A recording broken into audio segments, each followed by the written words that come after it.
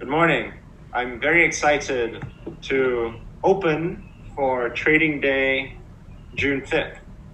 It looks like both you and I are wearing red today. Yeah, I could be a little bit colorblind sometimes. It might be green. Who knows? Yeah, I wasn't sure whether this was red or green either, but I hope that yesterday wasn't too painful for you. Please let me know how it went. So the only reason yesterday was painful for me was because I just suffered FOMO the entire market morning. Oh, But okay. overall, I think that it's very happy. It's just like you wish you did a little One more. more. Like I wish I YOLO'd just a little, like the whole portfolio, and said, "Hey, I think it's gonna go Yeah. here." Of course, you never know. So I'll give a little bit of a prediction for me Okay. because I go first today, right?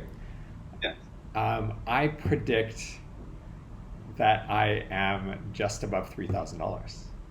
Whoa! Whoa, Fingers, whoa, fingers whoa! crossed. Dude, Let's see if I got above there. Um, I made some interesting moves last night, and we can talk about those in a second. So, opening up Robinhood, and my balance is $3,226. Hello. that's Nice, amazing. a nice 1 day gain. Robinhood says 59%. So I'm really, really happy with this. Let me send these over to you. I say really, really happy, but it could have been $5,000 if I just yellowed it. Of course. Then Wow. you look at it that way. Of course, it could be amazing if you YOLO and you're correct. All right. Woo, look at that jump. that Incredible. that morning open was insane. When I opened my app, I was just like, my eyes are like popping out. It's just like, what? How can I like gain $1,000 in a single, like literally just an instantaneous moment is what it felt like, right? And this is all coming from the two SPY calls that I had in my portfolio. And Wow. if you look at all of my moves yesterday, I tried to put them in order from bottom to top. And you can see the first thing that I did yesterday morning was sell my SPY call.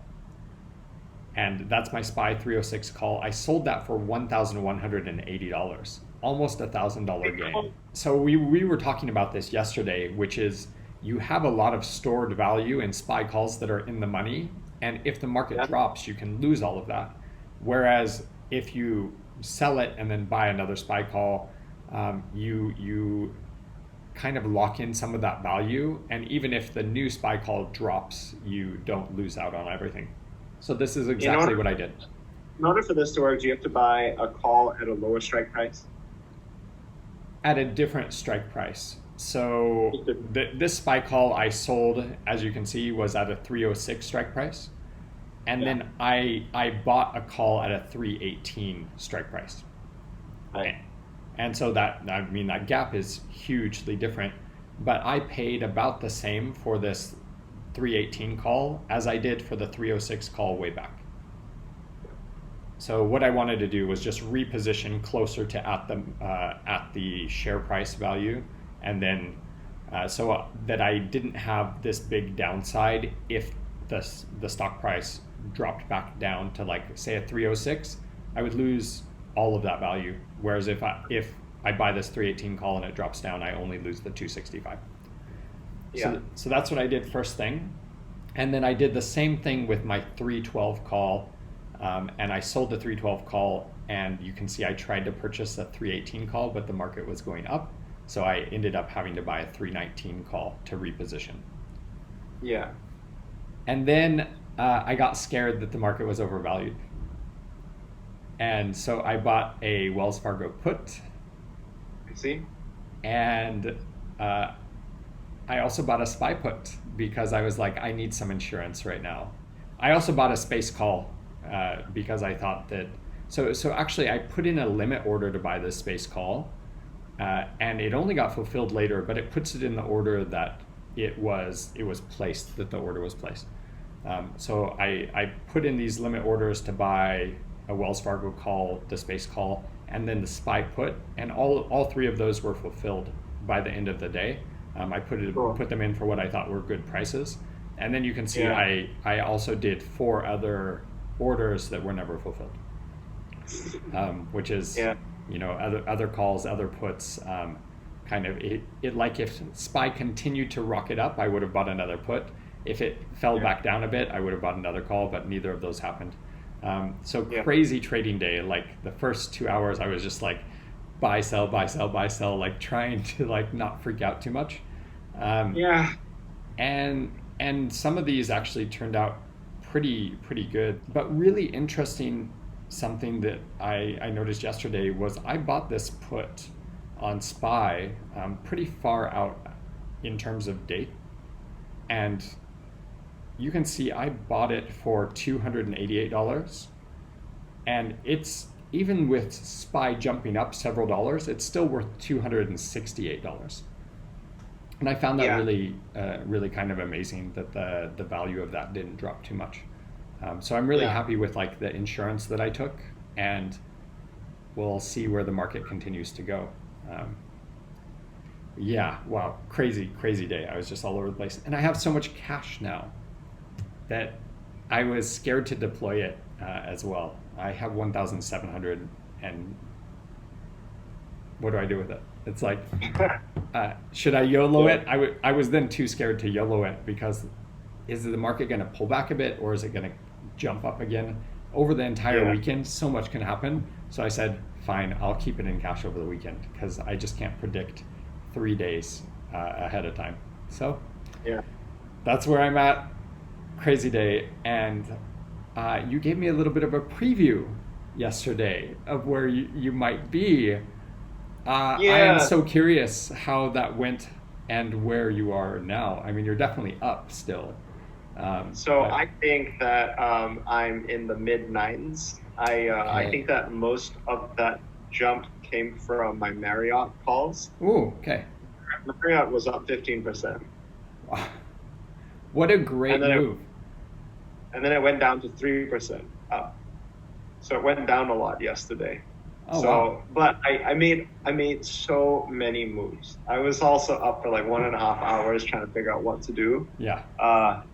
So I think let's see. So I loaded up. Yeah. So literally volatility in the market is being increased by people like you and me, who are just like, wow, so many moves, trade. And then the VIX must have just like jumped like crazy yesterday.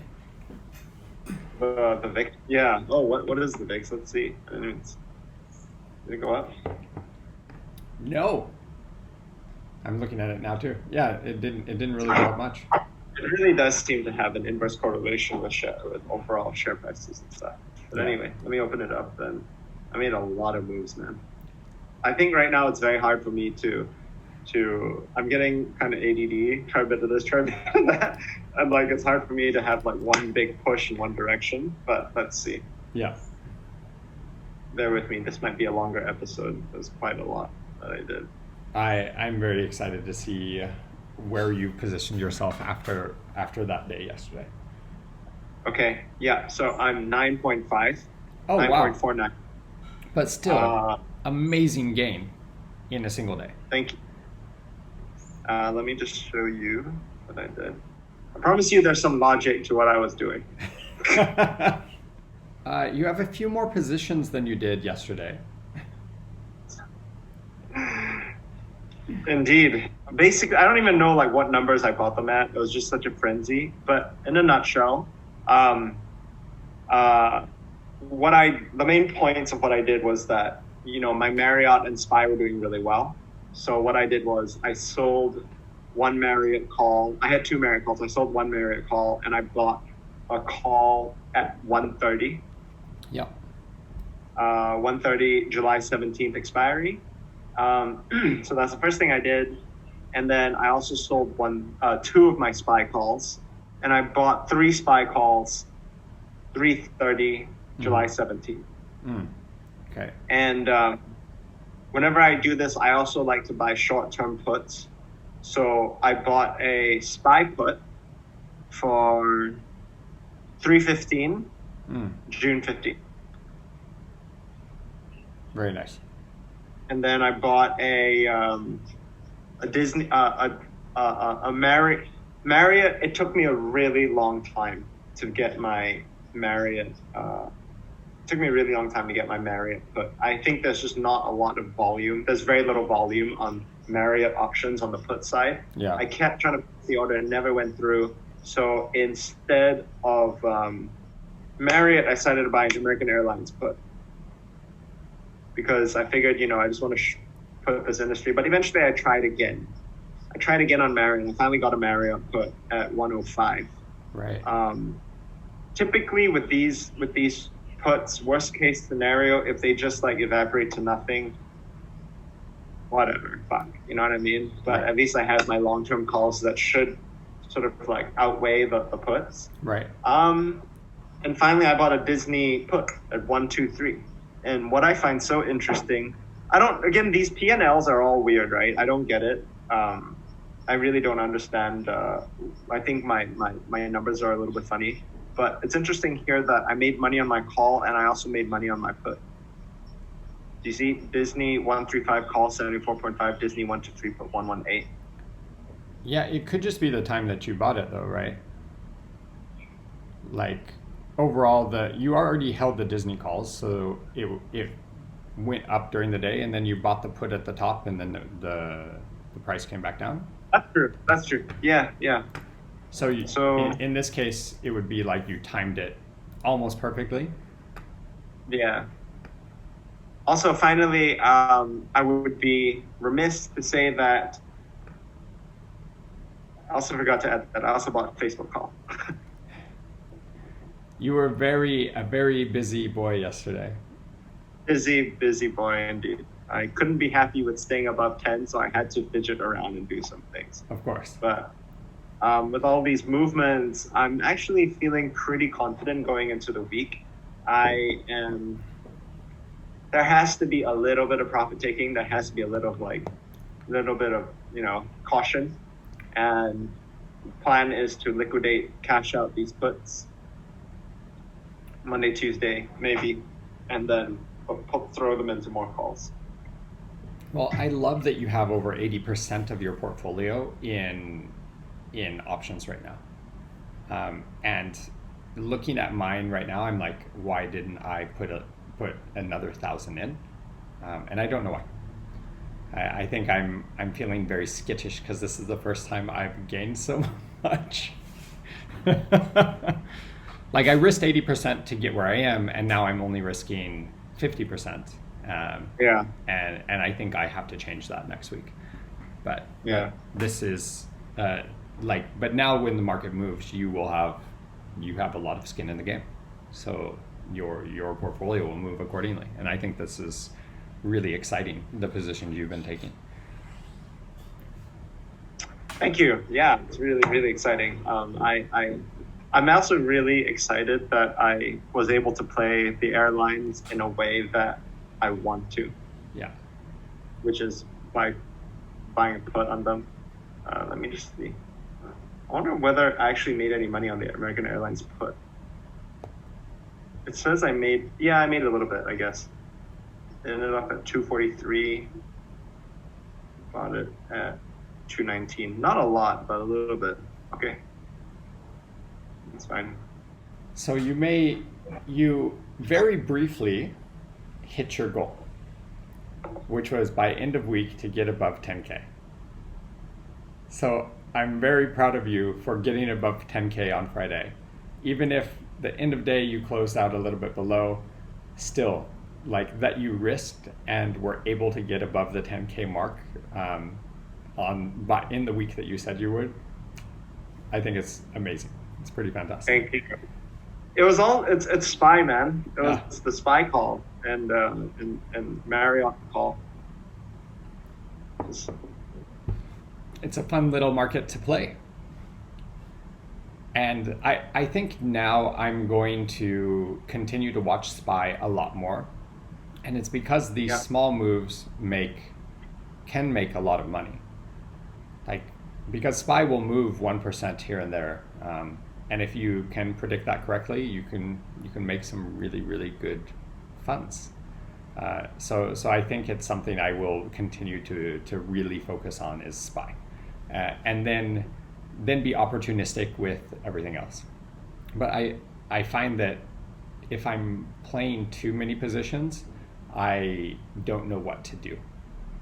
So I think we've recently, well, let's say over these 2 months, we've learned how to focus on to a couple of stocks and a couple of indexes and we don't Yeah. really play many other things. And that has served us both really, really well now. I agree. I think even though it looks crazy, my portfolio right now, there's a lot of little stocks in there, but essentially, if I had to sort of like categorize it, I would say AAL and Marriott are travel plays. Yep. Disney, DKNG, DraftKings, Facebook, it's all in like sports and entertainment. I think these are the two big stories that are going to be. I think travel had its week. It may continue a little bit. Right. And the rest, I don't know why I have a Microsoft call. I think that's just like a remnant from the past. Yeah. But yeah, I think the two big like developments will be when NBA restarts, and this whole travel thing has been going on for 5 days. I don't know whether it's still going to be talked about, but it's having its time in the sun right now. Yeah. The Absolutely. other thing so anyway, focusing on these right now. And for you, it's funny, right? Like when you build a portfolio, you always want to go in and like modify it, right? Yeah. Like, should I sell everything and just like be put all into SPY? Yeah. Just play SPY call, SPY put? Maybe, you know. But then I bet once you do that and you see other shares going up like 10% while SPY is moving 1%, you'd be like, what? Yeah, absolutely. I mean, that's Yeah. how it feels with like American Airlines, right? It's like if Yeah. you bet on that, you outperformed anything that you can imagine, right? Exactly. That was Yeah. the one, that was the time in the sun on that one. Yeah. So it's all about, well, part of it's just luck, you know, but part of it is also knowing the ticker that you're playing. Like if you know it well, you know when the opportunity's coming or when things are about to move relatively quickly. And if you're just focusing on travel or like specific industries, then you pick the one stock in that industry, you get to know it well, and then you can start predicting the macro environment and how it affects the stock that you're choosing. And I think we're finally starting to do that a little bit better than we were in the past. And I think this is really exciting. You would never have imagined that SPY would go up to 320 this week. No, I really thought that the 310 was that little ceiling and that it would pull back. But that one day convinced me to like hold on one more day. And then that one day convinced me to hold on another day. So really, really happy about that. But you can see even myself, I'm like, I have to take a bit of insurance here with SPY. Yeah. Because it's like way over the moving averages now. It's having to run up so quick that there has to be some profit taking at some point. And should it not be next week? Absolutely. Should it have already happened? Probably, right? Yeah. So that's a crazy thing, right? Everything is already like, so many things are so close to their all-time highs. yeah, Again, like insane. I bet on Facebook Facebook is already at an all-time high. I'm betting it goes even beyond. I think this will be true for Facebook though. It will. Yeah, I felt very nervous buying like SPY. Actually, there's just less and less room, you know, to like this the numbers that we have right now, like 120s or whatever, they feel very like comfortable. But I think my SPY call at 330, right? If you look at like the 1 year, right before coronavirus hit, SPY was at 337. Yeah. And I betting at 330 is like, you know, I'm betting it's going to return to its all-time high, but 330 I'm not wrong, it's only 3% more than what it is right now. Yeah. It's so doable. So doable. And the thing there is, like $1 change in price is $100 to us, right? Yeah. That's incredible. So you go from the 318 that it is now, and you go to 330. Every spy call is $1,200, and it's very doable. But the question is, of course, it's overinflated. Like I don't have any question in my mind that it's way too high. Yeah. When does the bubble burst, or is that assumption wrong? And actually, because of all the money that's been pumped into the market, it cannot come down farther, because there really isn't a bubble based upon how much money is available to the market. And so the market will equalize how much money it is. And it's not about the stock. It's not about the company values right now. It's about how much money is available to be in the market right now. And that's just sufficient. And it'll continue to go. Yeah.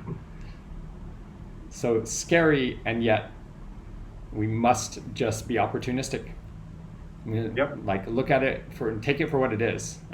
You're the one that changed my mind on this, which is, you're like, the market will continue to go up if the market's going to go up. Like, you can't have these. You can't look at the macro thing and be like, protests, coronavirus is taking stuff down, and travel's like completely decimated. Company balance sheets are laden with debt, but you just separate that from the market. And you say, what is the market going to do with how much liquidity, cash, et cetera, that it has? And then you just play that, because you can't play the underlying anymore, for right now anyway. Yeah. Crazy. I'm really glad to be doing this with you. It's fun. Really fun. That wraps up our very smiley, happy conversation today. It's funny. I bet if somebody did a study, it's so predictable, like how much more we smile on a green day than a red day. Yeah, it's been really fun. We still have another month to hit 100K. We can do it. It seems very possible with the markets like today. Yeah. Talk to you on Monday. See you guys.